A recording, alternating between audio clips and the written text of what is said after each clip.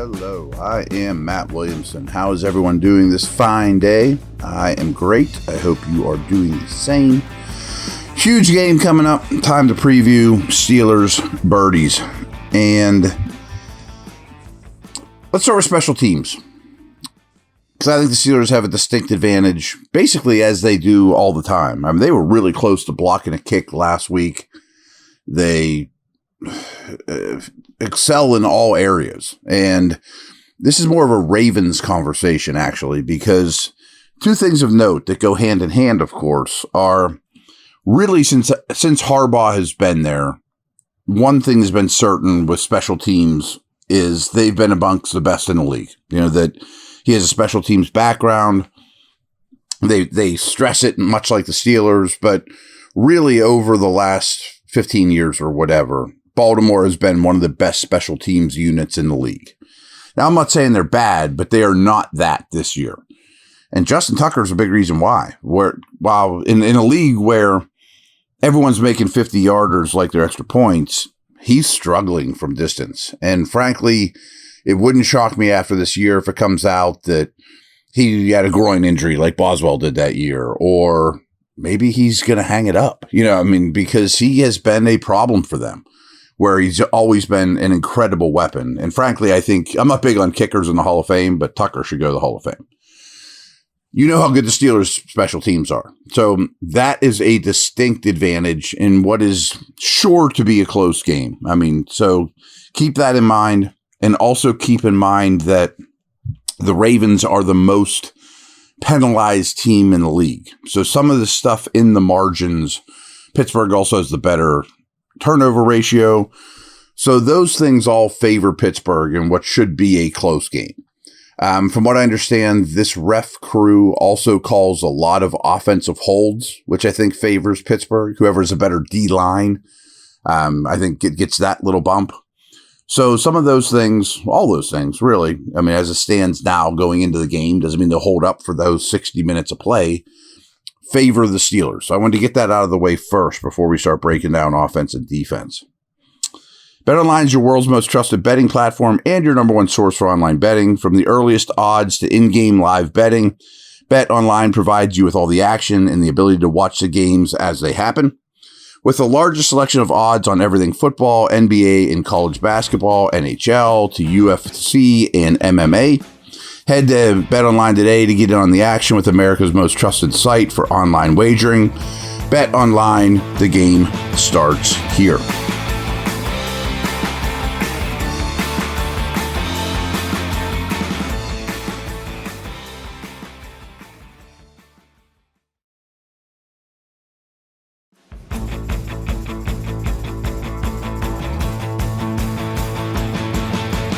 All right, when the Steelers have the ball, we know they want to be big and physical and run 12 personnel and 13 personnel.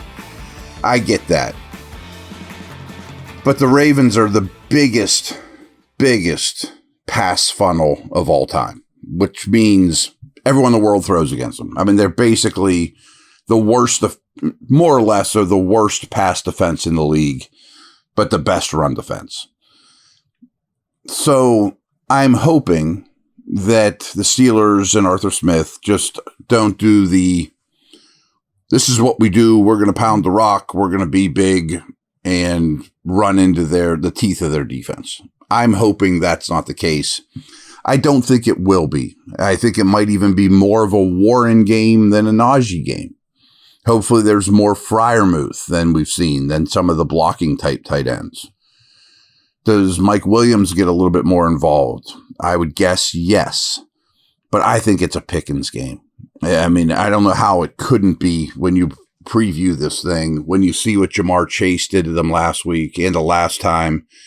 And back to that real quick. I'm not implying Pickens is as good as Jamar Chase, but he's heading that direction. I mean, and to be very honest, he's heading that direction rapidly, and he's clearly the Steelers' best weapon. And no matter who the opponent is, I think they need to get Pickens the ball more. But I expect more slants and quick hitters to him, things like that, let alone the deep balls and the, go up and get it stuff. So that Chase game on Thursday, you probably watched it. That's all Cincy had. I mean, they didn't have T. Higgins. Like, I don't know how Harbaugh couldn't have come into that game and said, the one thing that can't beat us is Jamar Chase. And he, like, tore them apart. So they're a little helpless right now against the pass. That being said, be careful. You know, this is a strong organization, and some, not all, of their pass defense issues are due to things like bad communication, blown coverages. I think I mentioned earlier in the week that they have major changes on their defensive coaching staff, and it flat out shows up. But also some of the guys they've been counting on, Marcus Williams, their free safety comes to mind, look like they're starting to age. You know, like it seems like age has hit this defense pretty hard. And Kyle Hamilton is arguably their best defensive player, him and Matabuke, the defensive tackle, who's really, really good. But I don't think Hamilton's going to play. And when he's not on the field, the opponents average over 9 yards per pass attempt, not even completions. So their pass defense is so bad, and you take their best jack of all trades, safety, slot, all the above off the field, it should be worse. And that means Millette, it'll be your only slot. We know who he is. He's not a great cover guy. Their linebackers have taken a step backwards in coverage, including Roquan Smith. Humphrey's still a good player, but the rookie Wiggins has struggled. The other safeties have struggled. So I would like to see more middle of the field passing, certainly a higher percentage of passes, tons of Pickens, and also Baltimore's pass rush. It's okay. You know, Van Noy and Owe and those guys are okay. But I think this is another spot where the coordinator change shows up because they had a lot of unblocked pressures last year. I mean, really well schemed up stuff. And I'm not seeing that nearly as much this year. So you should be able to protect reasonably well. Teams have been able to hold the football against Baltimore, pat it a little bit in the pocket and before they throw, which is obviously difficult on the back seven. And I think now the Steelers have the quarterback in the passing game to take advantage of those things. So I'll be shocked if it's still super run heavy. You know, that makes a little sense to me, unless you're playing with a big lead or something along those lines, or if it's really, really working. They allow a lot of catches to running backs. They allow a lot of catches to tight end. I mean, no matter what the pass, pass defense metric you look at, they're bad at it. So you have to take advantage of that. That to me is the obvious path to keeping up with this offense. That brings us to the offense. I firmly believe Baltimore has the best offense in the league. And I absolutely think they will score points and move the football on Sunday. And frankly, I don't care what defense we're talking about, Steelers or any of the other 30. They are that good. They're that difficult to deal with. It's such a rare combination at running back and quarterback. Those are two of the outlier football players of this generation at those respective positions. And it's the second year in Todd Monken's offense, and they're much more comfortable than they were last year. Lamar's much better than he was last year, and he won the MVP last year. He is phenomenal from the pocket. We know the running stuff is off the charts. They're one of the best running teams in the league and the best passing teams in the league. Now, I'm sure the Steelers will take a similar approach to Lamar as they did to Daniels in the Washington game. Keep him in the pocket, make him beat you from there, have a solid pass rush plan, hit him a lot in read option stuff. That's great, but he's beating that now more than he ever has. And the receivers are pretty strong. Andrews is looking like himself. Zay Flowers is having a monster season. I don't know. Deontay Johnson's only run like 7 routes for them. But this will be his 3rd game. And opposing offenses are choosing to tackle the Steelers this year in 11 personnel. 1 back, 1 tight end, 3 receivers. And that's not at all what the Ravens do. But now they have 3 receivers in Flowers, Bateman, Deontay. Might they take that approach more than they have done in the past? Maybe they can. But boy, they throw a lot at you in terms of offensive packages and personnel groupings. Their fullback, Ricard, is a 300-pound guard on the move, basically. Kohler is their third tight end, if likely plays. I'm not sure if he will or not. He's probably the best option for them to help with TJ Watt. So maybe you'll see a lot of Kohler lined up next to the right tackle, Rosengarten, the rookie, who's not particularly good yet. Actually, the whole right side of that offensive line is the weakness of this offense. Falele, the right guard, you can't help but see him. He's like 380 pounds. I think he needs to be replaced. Rosengarten, the right tackle, is probably a year away.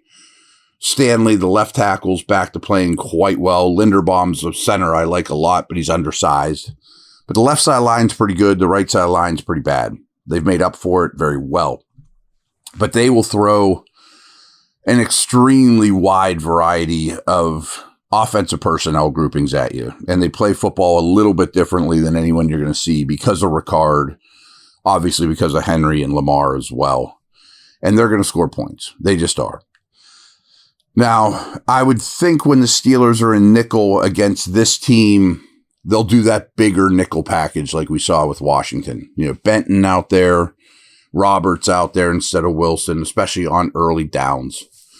I think you'll see a lot of Preston Smith and Herbig. I think Preston Smith will probably be the early down run stuffer, big bodied guy. And then you trot Herbig out there in passing situations. I'm guessing that's how that goes. Minka will do his thing. I expect him to be a high impact player. I think it's great that you have Queen and Elliott from that team last year, just their familiarity. There's definitely some insight to be gained from them. I would guess Porter follows Flowers, but I don't know if he will to the slot.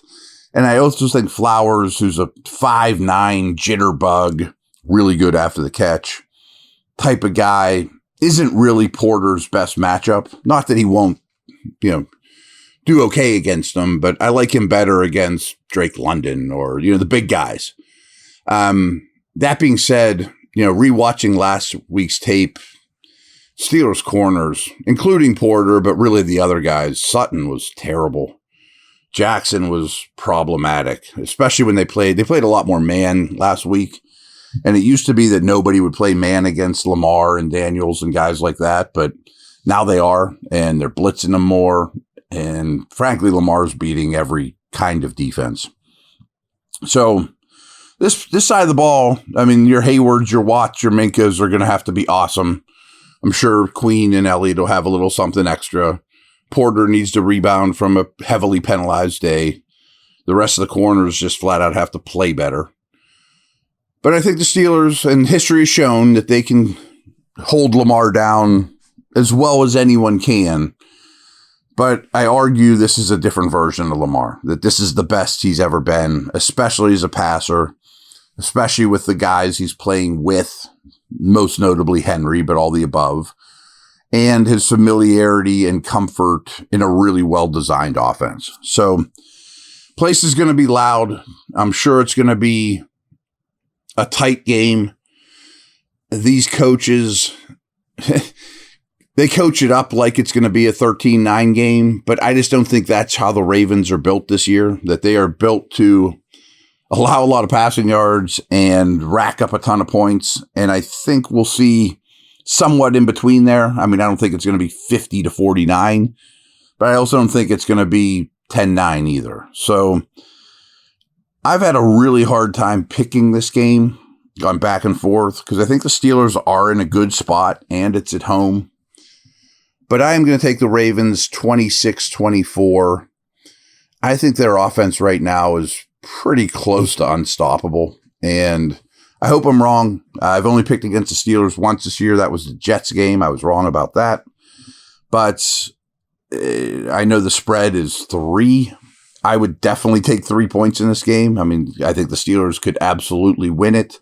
We opened the show talking about how they can win in the margins and have some advantages there. I think that's really important. You guys going to the game will certainly be helpful. And I give there are some things going in the Steelers' favor. And the Steelers, I think, are a quite good football team. And certainly with Wilson there, they're more adept to win this type of game. But I think Baltimore's also a really good football team, too, and might win the Super Bowls here. So that's what I got. Take care. Over and out.